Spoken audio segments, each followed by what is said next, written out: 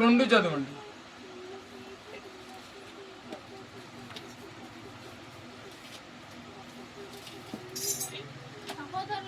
సహోదరులారా,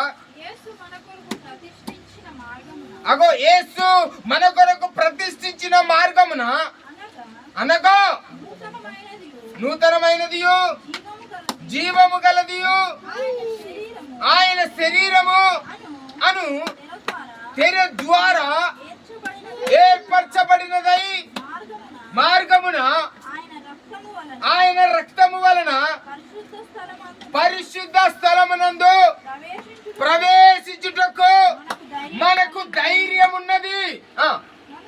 గనుకను దేవుని ఇంటి పైన మనకు గొప్ప యాజకుడు ఉన్నాడు. గనుకను మనస్సాక్షికి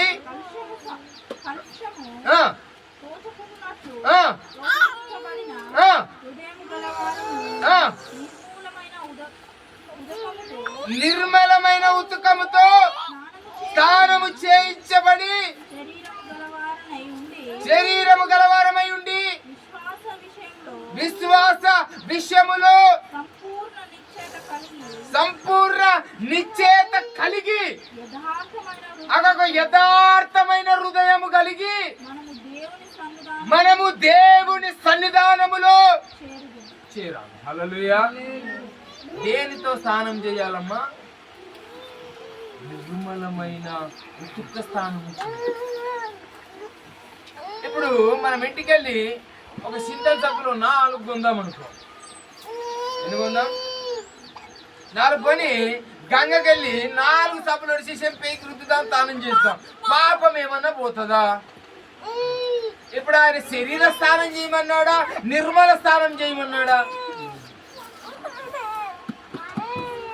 హల్లెలూయా. ఏమంటున్నానంటే నీవు నిర్మలమైన స్నానము చేయాలి, యథార్థమైన హృదయము కావాలి, సంపూర్ణమైన విశ్వాసము కావాలా. సగం విశ్వాసం వద్దు. ఏం విశ్వాసం కావాలా? సంపూర్ణమైన విశ్వాసం. నీవు సగం విశ్వాసిస్తున్నావా లేకుంటే పూర్తిగా విశ్వాసం ఉన్నదా? నిన్ను నీవే పరీక్షించుకుంటున్నాడు. ఇంకేమన్నాడు తెలుసా? నీవు వాక్యముతో స్నానం చేయాల. ఎక్కడ చేయాలి స్నానము? వాక్యముతో స్నానం చేయకపోతే నీ మనసు కరగదు. ఇంకా చీకట్లోనే ఉన్నావు, ఇంకా పాపములోనే ఉన్నావు, ఇంకా ద్రోహములోనే ఉన్నావు, ఇంకా అబద్ధములోనే ఉన్నావు, ఇంకా మోసములోనే ఉన్నాం, ఇంకా అవిధేయతలోనే, విధేయత లేదు, అవిధేయతలోనే ఉన్నాం. హల్లెలూయా. యేసుక్రీస్తు ఏమన్నాడంటే నీవు ఉతుక్క స్నానము చేయి కదా. ఏం స్నానం చేయాలా? ఉతుక్క స్నానం, ఒక నిర్మలమైన స్నానం చేయాలి. ఏ మార్గంలో ఉన్నావు ఒకసారి నిన్ను నువ్వు చూసుకో. దేవుని వద్దకు వచ్చి నేను కూడా ఉన్నానయ్యా, నన్ను వాడుకో యేసయ్యా, నిన్ను కూడా ఉన్నానయ్యా, నన్ను వాడుకో యేసయ్యా. జ్ఞానమేమీ లేదు గాని నీ సేవ చేయవచ్చినానయ్యా,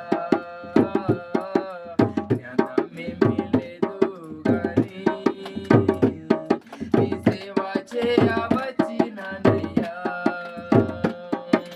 నీవే నా జ్ఞానమని,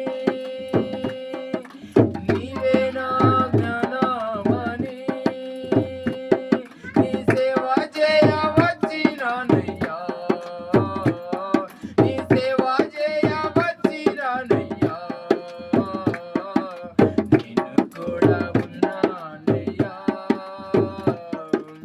నన్ను వాడుకో యేసయ్యా,